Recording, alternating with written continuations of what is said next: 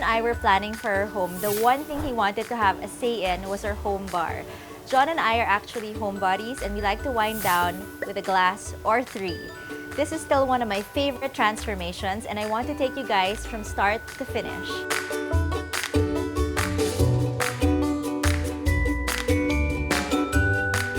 Our architect initially wanted stairs with open risers, but since I'm all about maximizing spaces, suggested we utilize the huge space and have a home bar instead. Points to consider for this project were concealing the bar. I didn't want my guests to be assaulted with the sight of alcohol as soon as they entered our home. An option to lock it later on when the kids are older, having a self-service bar that guests could enjoy. We first sealed off the area with a concrete wall. The lower portion to the left is for storage, and the higher portion is for the bar.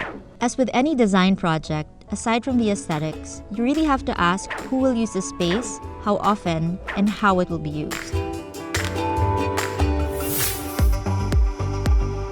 A lot of thought went into the design process. So we had to figure out the height of the shelves, how many bottles we would have at any given point in time, what kind of liquor we were going to have, and if we needed additional storage. So these are actually additional cabinets, and we actually have a space here for a wine cooler should John choose to purchase one in the future.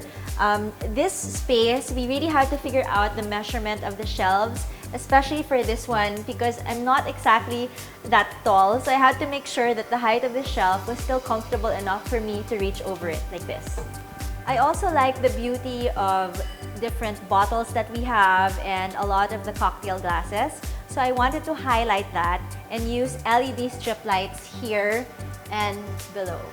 So this design process really paved the way for my tidily transformations, and it's still one of my favorite projects to date.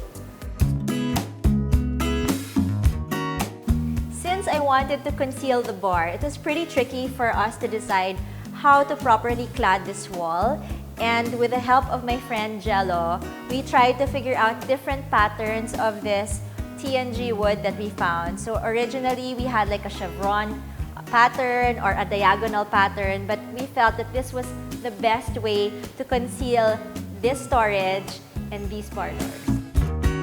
One thing that we had to decide on was whether to make it a dry bar or a wet bar, and we decided on the latter because when we have guests over, we really want it to be a very casual and relaxed atmosphere, and I felt that having this here allowed guests to, make their own drinks or wash their hands when prepping or mixing gin and tonics or whatever cocktails they wanted. Now you see it.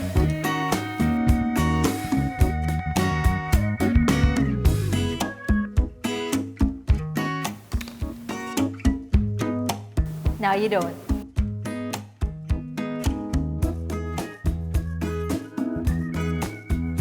When buying items for your bar, it's important to figure out how many guests you can comfortably entertain at home. So personally, I can cook for up to 12 people. If I have anything over than that, then I probably would have it catered.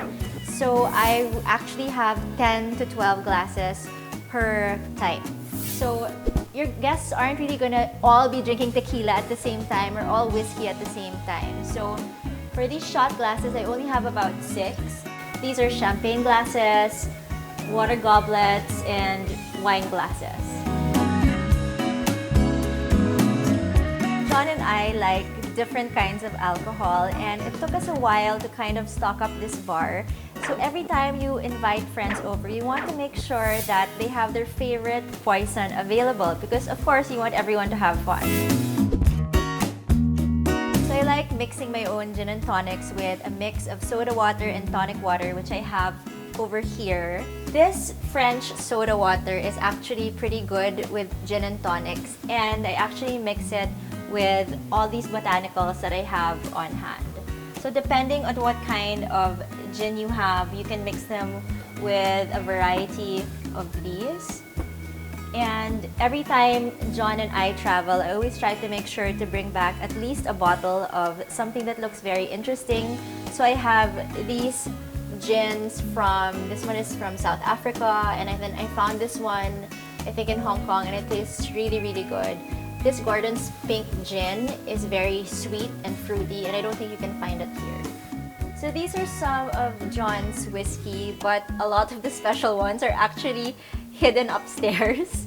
And these two are my favorite tequila. So I found them at SNR. I don't think they carry them anymore. But these are the smoothest tequilas that I've ever had, aside from Don Julio. So when arranging your liquor in the bar, normally how they do it in bars outside is they arrange it per liquor type. But what I like to do, since it's front, right, and center every time we entertain at home, I like to group them by color, and it's easier for me to identify which bottles I'm reaching for.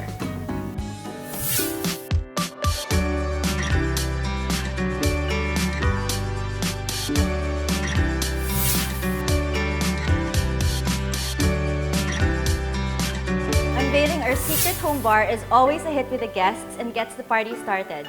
Catch the next episode on how to properly mix drinks.